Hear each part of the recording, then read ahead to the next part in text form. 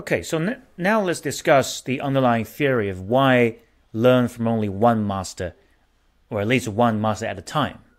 Okay, now this concept is so fundamental to the traditional Chinese culture. Let's say you want to learn to become a pianist. Which option would you choose? Do you want to learn from many teachers at the same time, or only one teacher? Well, there may be arguments to support option one, such as the benefit of diversified opinions. Well, that's true. However, this is only realized with no harm when the learner has already mastered the skills. For a beginner, option one is a harmful practice. In ancient China, a student doesn't change his teacher until he has mastered all the teaching from his current teacher. For example, as a carpenter, the student doesn't change teacher, nor does he graduate and open his own shop until his work is almost as good as his master's work. If he's unable to achieve the standard, he cannot leave. That is industrial training. But this is also the same practice in learning to become, let's say, a Buddhist master. In Buddhism, graduation standard is achieving enlightenment. So if the disciple does not achieve enlightenment, he cannot leave his master. What's the reason for that? Well, the fundamental reason for this rule is that through specialization, wisdom can be revealed. Generally speaking, in order to achieve something up to a high standard, either training a particular skill set, or studying a subject or religious practice, it requires wisdom. A knowledgeable person without wisdom cannot solve problems simply because knowledge is limited in nature. But compared to knowledge, wisdom is more important and flexible. Now, this is all to do with the development of the mind itself. In this regard, Buddhism and Confucianism are completely in sync. So, very different from knowledge, which is something that can be obtained externally, wisdom is something already in existence within ourselves. But the reason that we sometimes feel lacking of wisdom is because we have not been able to discover it yet. The way to reveal our innate wisdom is through meditation. But this by no means has to do with sitting meditation only. The meditation that we're talking about here refers to a general sense of the stillness of the mind.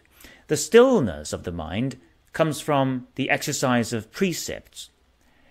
Precepts is to help the mind to stop wandering and looking for external stimuli.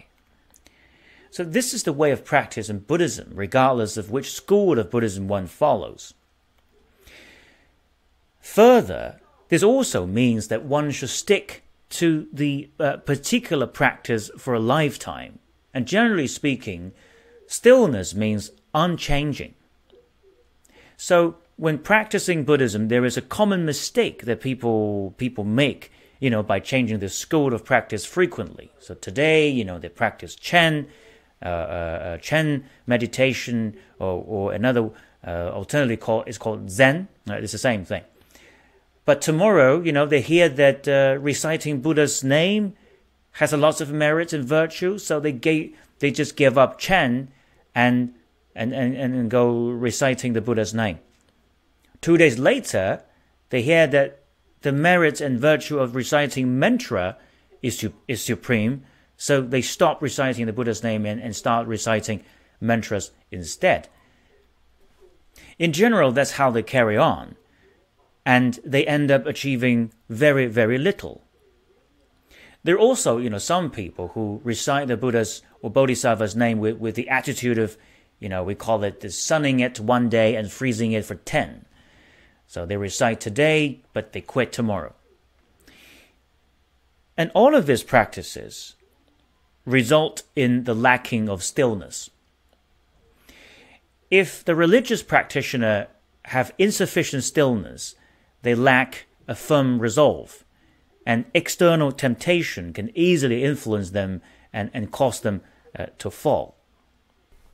Now, in Confucian philosophy, the process of precepts, meditation, and wisdom is also described in the chapter of Great Learning in the Book of Rites. Confucius said, when a person has concentration, he can be still. When he is still, he can be at peace. When he is at peace, he can reflect, right? Reflect. Upon reflection, he can obtain what he wants. So they use a different language, but it's the same thing. Therefore, from the industrial practice perspective, concentration means focusing on one industry and one sector. And by doing so, the worker will stop wondering about other industries, and his mind will be at peace. So through this, the worker will gradually come to understand the deep inside of his area, which means he can reflect. And by having a deep insight of his area, he can make it perfect and create truly useful products. So you may remember, this is very similar to the static labor theory that we talked about in lecture 11, which is about achieving labor perfection through prolonged practice in one sector. Now, about wisdom. Okay, so we mentioned wisdom earlier. Now, as we said, wisdom can be acquired through stillness of the mind. It's already there. Now, in terms of studying and training, wisdom can be acquired through following one master for a long time. The wisdom that we're talking about has a particular name for it. It's called the true wisdom. And with the safeguard of true wisdom, a person is able to distinguish right and wrong. And after the true wisdom is acquired, the learner is then allowed to diversify his learning and learn from many different masters. So this is the time where you can actually diversify. And at this stage, the person is able to make a good judgment on the quality of his learning.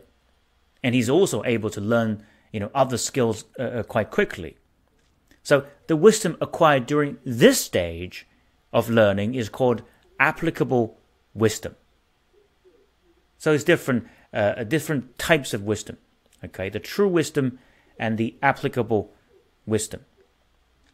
If we recall, Mensher's teaching that we earlier on learning, the compass and square. Those things refer to the foundation of skills. The learning and training based on one master is also the foundation of acquiring the true wisdom. And only after the foundation is firmly established, then you can improve the skill through diversified learning. So that is a real application there.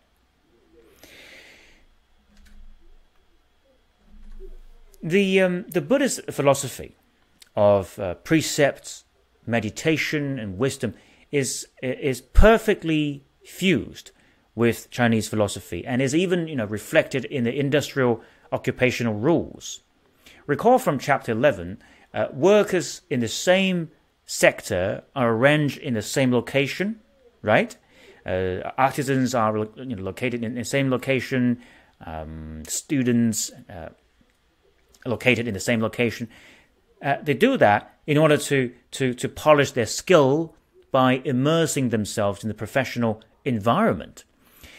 So the kind of geographical arrangement allows the workers to utilize the economies of scales of knowledge. Also, they're not recommended to change their profession, at least not before they achieve certain professional standard, of course.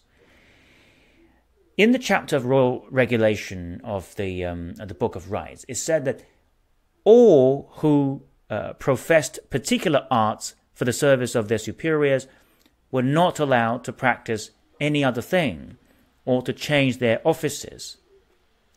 So, although the industrial landscape is very different from the ancient times, no doubt, the process of skill perfection and the working mechanism of the mind is still the same. Therefore, it is important for the policymakers or even the workers, to take this into account in order to reveal the true potential of human power in industry. This concludes this lecture. Thank you.